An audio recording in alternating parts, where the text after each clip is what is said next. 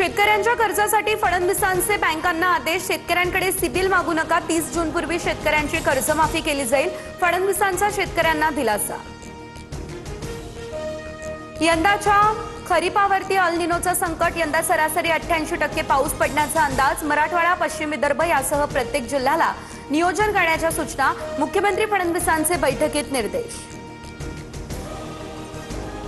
साठवणूक पाचीमुळे ग्रामीण भागात इंधन तुटवडा। नियमित वापरात 20 ते 25% वाढ। डिझेल तुटवड्याबाबत ग्रामीण भागात नियोजन करण्याच्या सूचना। फडणवीसांची ही माहिती।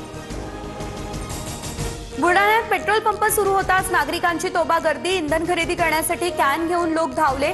लोणार तालुक्यातील व्हिडिओ व्हायरल।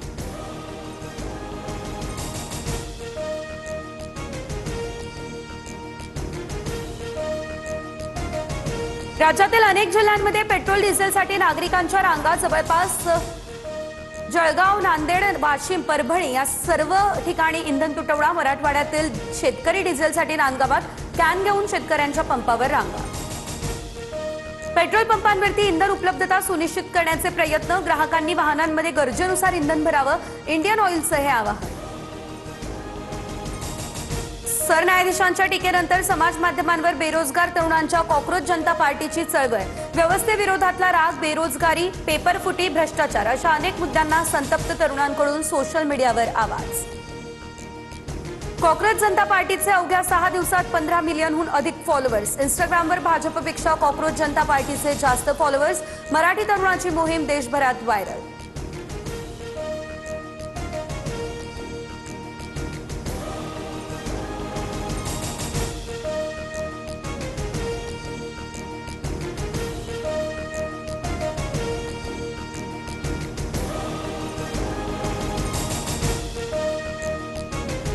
पवारांच्या राष्ट्रवादीचे प्रवक्ते विकास लवांडेंना वाघोली पोलिसांकडून अटक। वारकरी संप्रदायावरील वक्तव्य भोवलं।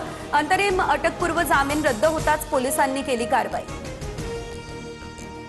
माझ्यावर अन्याय, माझी अटक ही बेकायदेशीर। पोलिसांच्या कारवाईवर विकास लवांडे यांची ही प्रतिक्रिया समोर।